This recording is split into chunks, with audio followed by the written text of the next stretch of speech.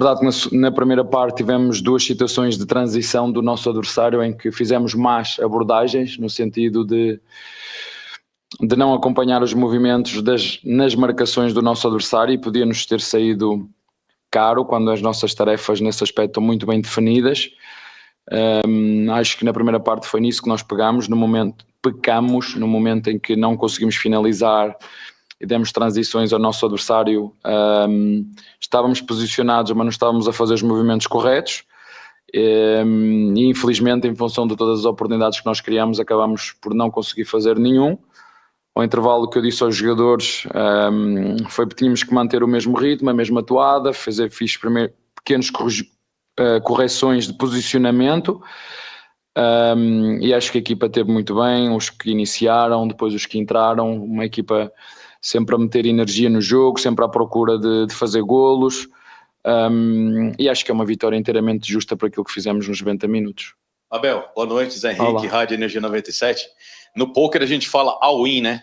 Parece que você sentiu ali no momento do jogo que poderia abrir mais o time, sacando o Emiliano Martinez, colocando o Felipe Anderson, colocando o Alan e deixando o seu meio-campo com mais qualidade para quando roubar essa bola, ter essa transição e essa qualidade no passe, onde o Veiga, né, faz esse passe, e o Flaco, que na minha opinião até tentou muitas vezes, né, mas tomou decisões precipitadas na primeira etapa, acerta o passe para o companheiro fazer o gol.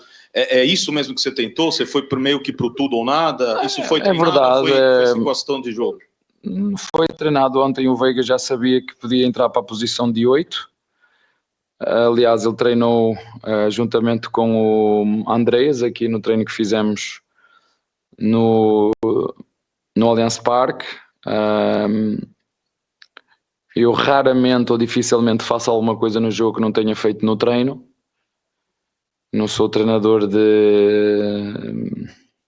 eu penso que, eu acho que não, eu treino, preparo os cenários que podem acontecer, e esse era um dos cenários. E a verdade é que o Veiga me surpreendeu, sobretudo naquilo que tinha que ver depois com as tarefas defensivas, e foi atrás e recuperou a bola.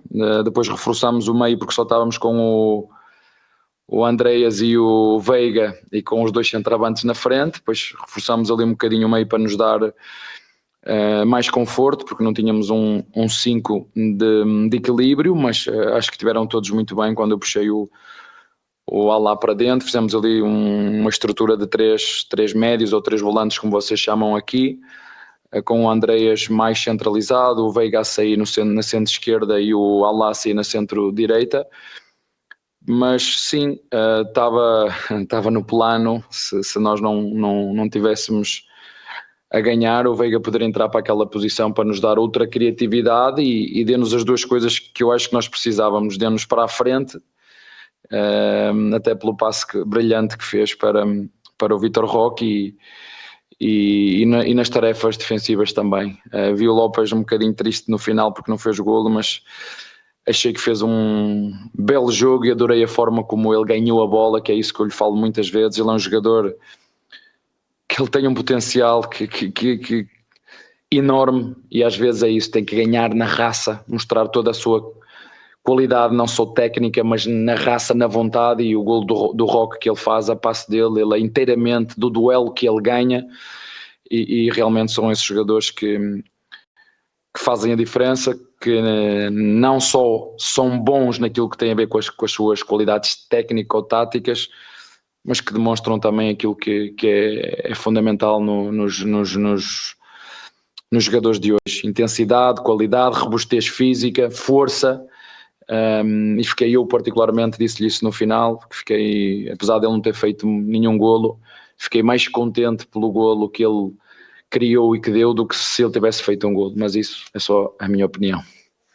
Abel, boa noite, tudo bem? Essa reta final do Palmeiras na temporada, brigando em duas frentes, exige muito de um planejamento também, né? Encarar um jogo contra o Santos agora no Allianz Parque, até o jogo contra o Juventude também no último fim de semana, com esse espírito de decisão, como se fossem finais, porque depois você tem um Santos na Vila Belmiro que vai estar desfalcado dos jogadores convocados, tem um jogo contra o Grêmio numa semana de Libertadores antes da final que você também pode preservar, poupar alguns jogadores. Nesse contexto do planejamento que foi montado para uma reta final tão importante, qual é o tamanho dessa vitória de você poder abrir 3 pontos agora em relação ao Flamengo, que é o segundo colocado na tabela, 2 vitórias a mais, o tamanho de um resultado positivo como esse contra o Santos, considerando esse contexto todo?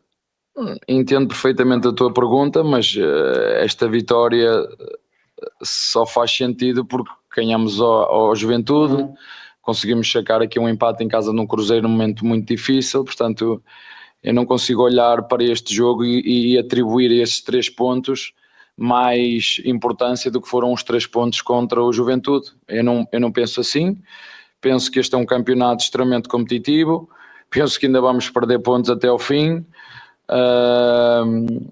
Como tu disseste bem, há uma série de circunstâncias que são anormais, que não deviam de existir, né? Como o senhor Ancelotti disse muito bem, a prioridade é a seleção, sem dúvida nenhuma, como eu entendo, mas não me parece justo nem correto numa altura destas nós estamos a discutir títulos e estamos a ficar sem jogadores para as seleções fazer jogos amigáveis. Há aqui qualquer coisa que não está bem. Não me perguntem o quê, gostava que vocês me ajudassem, mas não está bem. Isto não existe em lado nenhum, desculpem dizer-vos isto. Portanto, há muita coisa a fazer, há muita coisa a mudar, há muitas decisões difíceis que têm que ser feitas, porque isto não pode acontecer, isto não existe em lado nenhum, não é? Do mundo. Será que temos que ajustar o calendário para igual a que seja o calendário europeu? Será que é isso que temos que fazer? Não sei, estou aqui, mas não é justo nem para nós nem para os outros, não é justo, não é justo. Mas pronto, temos que, como tu disseste bem, temos que jogar com aquilo que se está a passar, mas acho que sinceramente devia ser algo de uma reflexão profunda e às vezes até um bocadinho vergonhoso quando me perguntam o que é que está a acontecer num momento difícil, numa reta final importantíssima, e nós a estarmos a ficar sem jogadores para as seleções. Alguma coisa está mal aqui. Não sei se é a nossa direção, se é a CBF, se é os treinadores, se é quem organiza, não sei, mas que não está bem, não está. Isto não existe em lado nenhum. Boa noite, Abel. Guilherme Juliari, do Web Mental. Mesmo depois de tudo que aconteceu contra a LDU no jogo de ida e contra o Flamengo pelo Brasileirão, o Palmeiras demonstra que consegue suportar muito bem todas as adversidades que aparecem. Queria que você pudesse falar um pouco sobre como o Palmeiras é forte mental para as tarefas que já passaram e foram concluídas, e ainda para as tarefas que vêm pelo caminho até o final da temporada. Olha, eu já tenho idade suficiente e experiência suficiente para perceber que um campeonato e uma temporada é longa, tem altos e baixos, vamos sofrer, vamos ter momentos de euforia, vamos ter momentos de desânimo, vamos ter momentos de frustração, mas eu acho que há uma característica que para mim é o maior talento que qualquer um de nós pode ter em função da profissão que faz, que é a resiliência. É ser capaz de ser resiliente e entender que nem sempre as coisas na nossa vida nos vão correr como nós queremos, nem sempre no nosso trabalho as coisas vão sair como nós planeamos e como nós projetamos, mas acho que isso é o maior talento que nós podemos ter, é a capacidade de ser resiliente e continuar, a forçar, a ajustar as velas se for preciso para entrarmos no rumo certo, e mesmo quando estamos no rumo certo obstáculos irão aparecer pela frente, manter a calma em momentos que parece que está toda a gente a criticar tudo o que está a passar, manter a calma quando a euforia está aí, está toda a gente eufórica, meter os pés no chão e dizer foram apenas 3 pontos, falta muito ainda. Portanto, a parte mental, ela não é só no futebol, ela é no futebol e na nossa vida. É nós estarmos focados naquilo que controlamos, é nós não estarmos preocupados com o que é que o vizinho tem, o que é que o vizinho faz, o que é que o vizinho conseguiu. Porque às vezes nós olhamos muito para aquilo que os outros têm, aquilo que os outros conseguem, mas esquecemos de ver o processo que levaram a chegar, né? Nós só olhamos para as pessoas e muitas vezes esquecemos de ver o trajeto que é que levou as pessoas a chegar ao lugar que estão, e poucas pessoas pensam nisso. Portanto, eu acho que o lado mental não é só no futebol, é no futebol e na nossa vida, é uma das componentes ou um dos fatores que nós temos de rendimento, não é o único, e quando estás equilibrado, técnica, tática, física e mentalmente, em harmonia contigo, em harmonia com aquilo que são os nossos princípios de grupo, é mais ou é menos difícil ultrapassar obstáculos, como ainda foi hoje o Santos, que nos criou dificuldades, mas como disse, isso é um trabalho que é diário, não é de hoje. Tudo o que se passou no passado com esta equipa, com as vossas perguntas, com as vossas críticas, com os vossos elogios, também nos ajuda e nos transforma, no sentido de saber que o equilíbrio será sempre e a resiliência estarão sempre no termo certo para seguirmos aquilo que é as nossas ambições e os nossos objetivos. Nem 24 horas, nem muita euforia, nem desânimo, equilíbrio, porque daqui a 3 dias estamos a competir outra vez. Abel, boa noite, tudo bem? André Neto, da Rádio CBN. Até nessa linha de processo que você falou, queria que você comentasse um pouco sobre o desenvolvimento do Vitor Roque, que agora, assim como o Flaco Lopes, vai ter a sua chance na sua seleção também, que hoje foi o cara da partida e que me parece que no início no Palmeiras era um cara que se destacava mais pela parte de briga, de entrega, e que hoje me parece que está num auge mais técnico também. Acho que a Cavadinha, o gol de Cavadinha resume um pouco isso. Queria que você falasse um pouco sobre essa evolução dele. Obrigado. Sabem que eu tenho dificuldade em elogiar os meus jogadores, vocês sabem. Eles empolgam e depois... mas ele é o patinho feio, ou era o patinho feio que virou cisne. E muitos de vocês ajudaram a ele ser o patinho feio. Se ele ouvisse e acreditasse em 90% do que vocês disseram aí, eu não digo vocês aqui, sobretudo os que estão lá em casa, porque vocês eu conheço, estão aqui quase todos os dias. Mas se ele ouvisse metade das baboseiras que muitos de vocês que estão aí sentados falaram, ele deixava de ser jogador.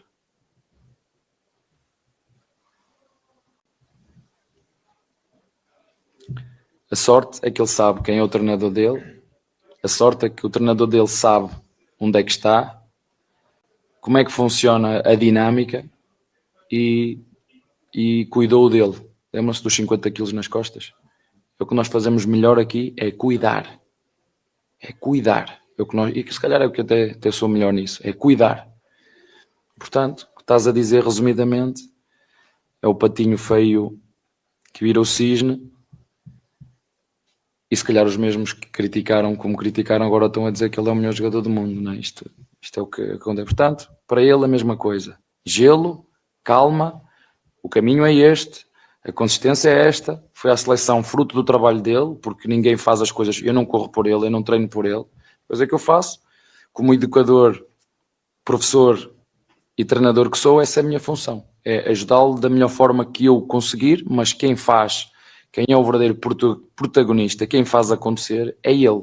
Portanto, o mérito todo do patinho feio que virou o cisne é completamente dele e nós demos-lhe o tempo para que as penas trocassem e que as pessoas ao longo do tempo fossem ver que realmente este jogador é mais do que aquilo que mostrou nos clubes onde esteve fora, porque seguramente que não teve o acompanhamento nem o cuidado que nós temos aqui. Boa noite, Abel, tudo bom? Falando ainda de seleção, existe ainda alguma possibilidade ou uma tentativa do Palmeiras conseguir a liberação dos atletas convocados para a data FIFA ou não? Como é que é? Uma liberação dos atletas que foram convocados para suas respectivas seleções, ainda existe essa possibilidade da diretoria tentar? Não estou entendendo.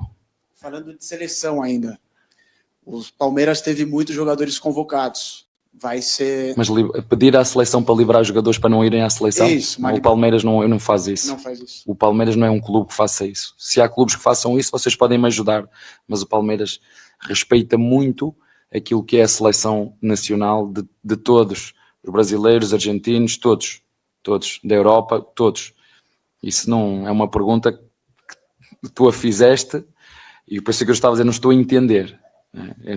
Que autoridade tenho eu ou que tenho o Palmeiras para pedir a selecionadores para desconvocar? Mas se isso existe, tens que dizer quem são os clubes que fazem isso. Oi, Abel. Luiz Fabiani, da Rádio Bandeirantes. Eu gostaria de entender duas escolhas táticas para o jogo de hoje. Primeiro, a entrada do Alan pelo lado direito no segundo tempo, era algo que se esperava desde o início do jogo, ele veio para a segunda etapa. E também nessa disputa entre Murilo e Fuchs no setor defensivo, quais as valências de cada um que faz com que você escolha um ou outro a cada jogo? O que motiva a escolha em cada atleta? Obrigado.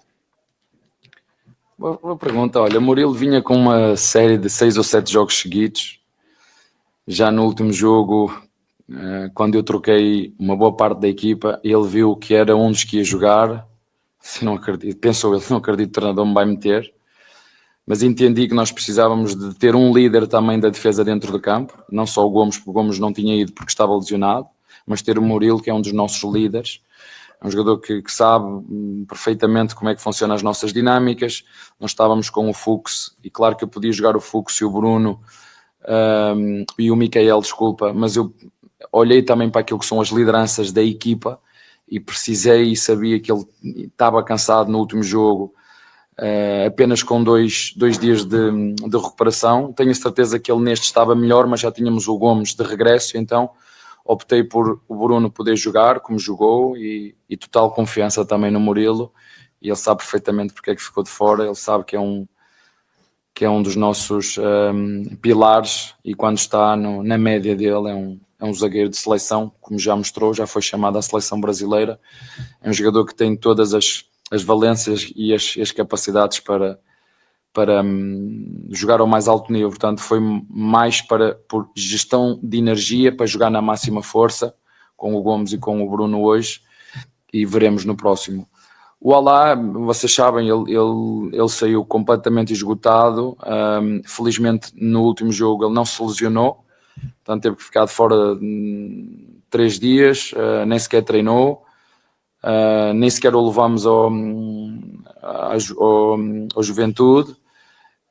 Eu tenho alguma dificuldade, salvo raras exceções, jogador está lesionado e passar logo para titular. Tu perguntas, pois, mas o Gomes fez isso.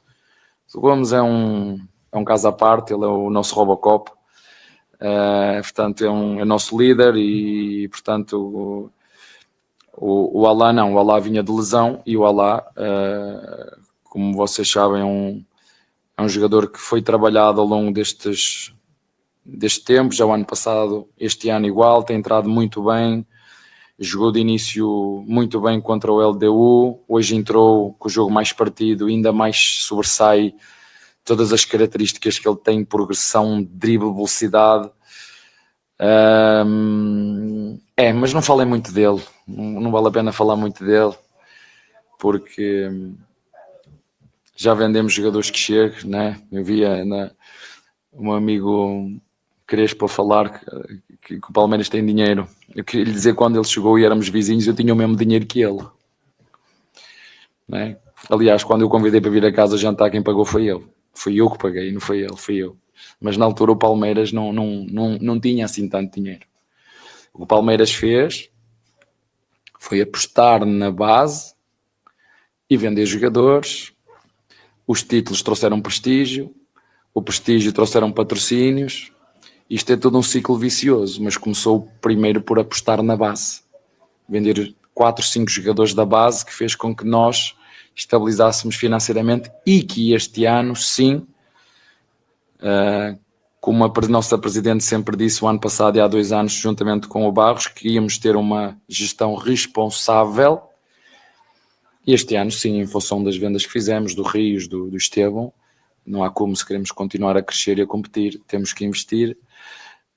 Vocês ouviram-me falar dos crocodilos no bolso, ouviram-me aqui uma outra vez, mas isto é só para brincar um bocadinho com como é que se ganha. O dinheiro ganha-se trabalhando, com processos, acreditando em algo, e é fácil, basta olhar para o Palmeiras quando nós chegamos aqui, como é que as coisas foram acontecendo. Isto é um ciclo vicioso, posta na base, títulos, prestígio, valorização do clube, valorização da marca, patrocínios, sócios avante, futebol que as pessoas gostam de ver. Isto é todo um ciclo vicioso, está bem? E era... Boa noite, Abel. Você falou já um pouco sobre essa questão das mudanças de calendário, né, e como é que isso vai afetar o Palmeiras de certa forma, com jogadores que vocês vão perder nesse período de data FIFA, né, sendo convocados. E além disso, por conta dessas mudanças, já na reta final do campeonato, o Palmeiras vai fazer 3 jogos, né, fora de casa, por conta dessas trocas aí de jogos. E eu queria ouvir da tua opinião, assim, de como é que, se você foi consultado, né, sobre essas mudanças, de que forma você as viu e de que forma isso impacta o teu trabalho. Assim, não vale a pena muito. O teu colega fez uma pergunta, eu falei aquilo que eu senti e dei a minha opinião. Mas eu adapto-me, certo? É assim, as regras de jogo são assim, ok, mas não deveria ser assim, não deveria ser assim. Um jogo de cada vez, o teu colega estava-me a dizer como é que se prepara, não, é jogo a jogo, perceber como é que os nossos jogadores recuperam, perceber quais são as consequências de cada jogo, perceber como é que os nossos atletas estão depois de 2 dias. Há jogadores que têm uma capacidade de recuperação mais rápida, há jogadores que têm uma capacidade de recuperação mais lenta, há jogadores que chegam ao final de cada jogo e têm traumas diferentes dos outros. Uma coisa é trauma muscular, que é extremamente perigoso, outra coisa é um trauma no osso em que tem sobe equador e não há risco de lesão. Portanto, eu entendo essa tua pergunta do calendário, é o que é. Nós sabíamos no início do ano, em função do Mundial que tivemos no meio, da paragem que teve que existir, dos jogos que iam ser feitos em cima uns dos outros, da necessidade de ter que acabar o campeonato o mais cedo possível, porque em janeiro já estamos a competir outra vez. Enfim, há decisões difíceis que têm que ser tomadas, algumas delas já foram tomadas e para não estarem a dizer que eu só critico, porque eu não critico, eu estou aqui para contribuir, para aprender e respeitar muito aquilo que são a tradição e a história do futebol brasileiro. Mas, como em tudo na vida, nós temos que inovar, temos que dar passos à frente, temos que fazer alterações que nos ajudem a ser melhores. Algumas já foram dadas e vão ser vistas para o ano, mas outras terão que ser dadas, doa a quem doer, custa quem custar. Mas, como te disse, estamos preparados para aquilo que tu disseste. As circunstâncias são as que são e nós temos que estar preparados para dar essa resposta. Se é melhor ou pior, não te sei dizer. Se é normal, não. Claro que não é normal, mas em função do contexto, como o teu colega disse, não há como, não é? Estamos a encher chouriços, mete lá para dentro, pom, e alguém vai ganhar, alguém vai ficar em primeiro, alguém há de ganhar, não é? Isto é assim que funciona, alguém vai ganhar. Mas, como te disse, respeitamos tudo, percebemos o contexto, o calendário é este. Tenho a certeza que no futuro será cada vez melhor, ainda que demore a mudar. Como te disse, estou aqui há 5 anos. Em 5 anos já começou-se a ver, pelo menos este ano, mudanças. Isto é um bom sinal. Está bem?